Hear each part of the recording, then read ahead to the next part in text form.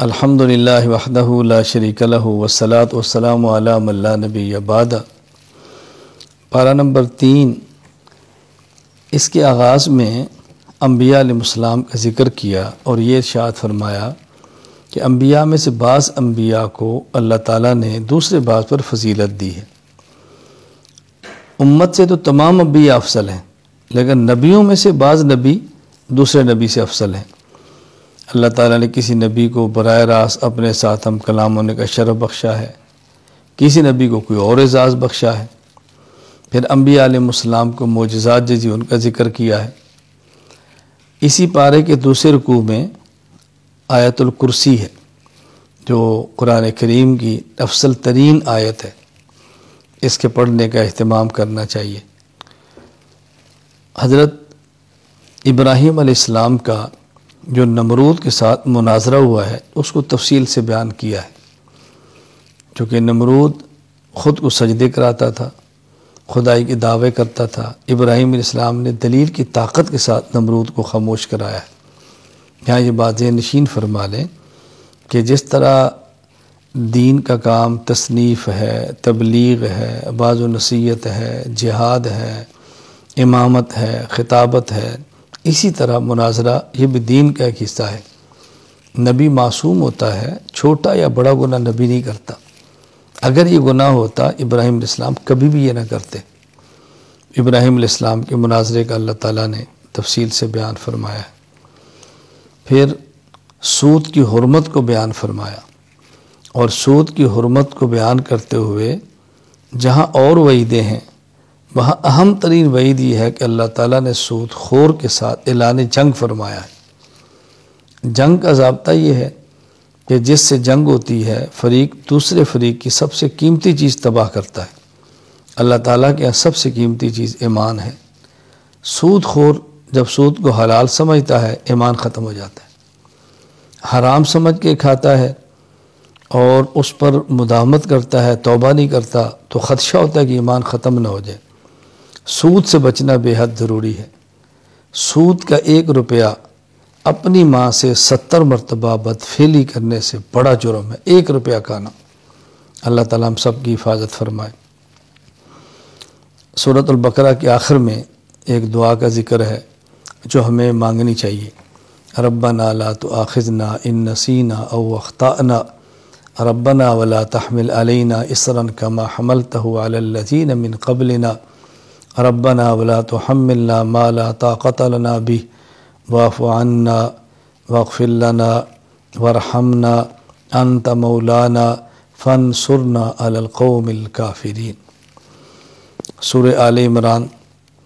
آل اولاد کو کہتے ہیں، عمران ایک شخص کا نام ہے، تو آل عمران کا معنی اولاد عمران۔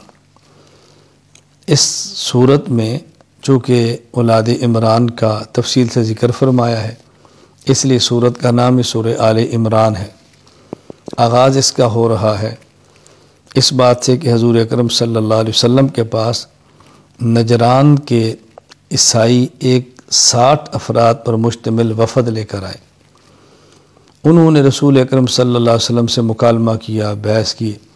ایک ان کو ناز تھا کہ ہمارے شاعری بہت ہے، اپنا شاعر کھڑا کیا۔ نبی کریم صلی اللہ علیہ وسلم نے مقابلے میں حسان بن ثابت شاعر کھڑا کیا، ان کا شاعر شکست کھا گیا۔ خطابت پہ ناز تھا تو خطیب کھڑا کیا۔ رسول اللہ صلی اللہ علیہ وسلم ثابت بن قیس اپنا خطیب پیش کیا، اس پر بھی وہ شکست کھا گئے۔ دلائل کی باری آئی تو رسول اکرم صلی اللہ علیہ وسلم نے خود دلائل بیان فرمائے۔ تو اس صورت میں دلائل ہیں اس بات کے کہ عیسیٰ علیہ السلام اللہ کے بندے ہیں، اللہ کے نبی ہیں۔ عیسیٰ علیہ السلام اللہ اور خدا نہیں ہیں۔ پھر اس صورت میں یہود و نصارہ کے جرائم کو بیان کیا ہے۔ یہ ظالم انبیاء علیہ السلام کو ناحق قتل کر دیتے تھے، ناحق خون ریزی کر دیتے تھے، اللہ کے نیک بندوں کو تنگ کرتے تھے، ظلم و تشدد کرتے تھے۔ ان جرائم کو بیان کیا اور ہمیں حکم دیا ہے کہ ایسے مجرمین سے الگ رہو، ان کے ساتھ اپنے تعلقات، دوستی اور محبت قائم نہ رکھو۔ یہ بات ہمیشہ یاد رکھ لیں، قلبی محبت جسے موالات کہتے ہیں کفار کے ساتھ جائز نہیں ہے۔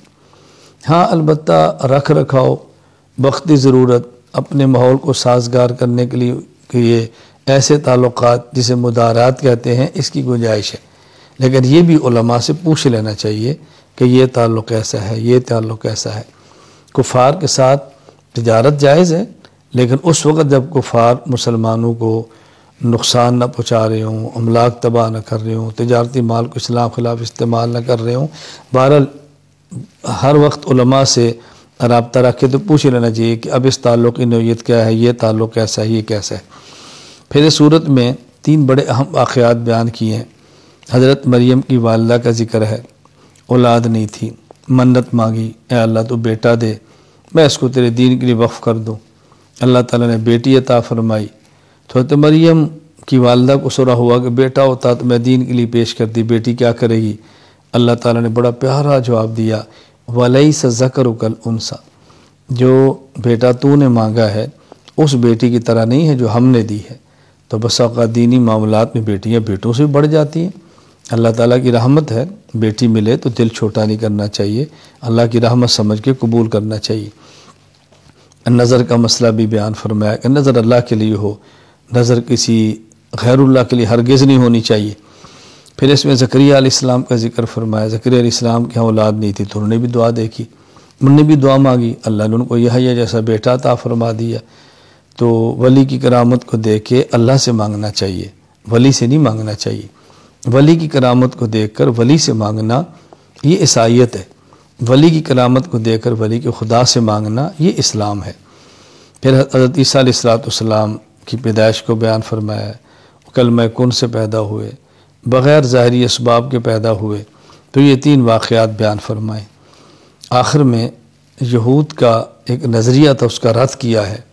یہود کا نظریہ کیا تھا کہ عیسیٰ علیہ السلام کو سولی پر چڑھا دیا گیا ہے، قتل کر دیا گیا ہے۔ اللہ تعالیٰ نے بات سمجھائی ہے کہ نہیں، حضرت عیسیٰ علیہ السلام کو پہلے اللہ نے فرمایا انی متوفی کا، کہ موت میں دوں گا، تسلی دی ہے۔ اس کے بعد فرمایا ورافعو کا، میں تمہیں آسمان پہ اٹھا لوں گا۔ پھر فرمایا میں تیرے تک یہود کے ہاتھ پہنچنے بھی نہیں دوں گا، تجھے ان سے محفوظ رکھوں گا، اور پھر جو تیرے ماننے والے ہیں ان کو میں کامیاب کر دوں گا۔ تو حضرت عیسیٰ علیہ السلام آسمان پر زندہ ہیں، قیامت سے پہلے آئیں گے، رسول اکرم صلی اللہ علیہ وسلم کا امتی ہونے کی حیثیت سے جہاد کریں گے، اور پھر پوری دنیا میں عیسیٰ علیہ السلام کے وقت کوئی ایک شخص بھی ایسا نہیں ہوگا کہ جو کافر ہو۔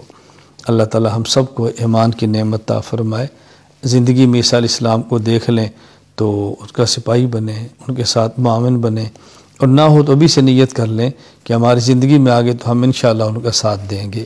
وآخر دعوانا ان الحمد للہ رب العالمین۔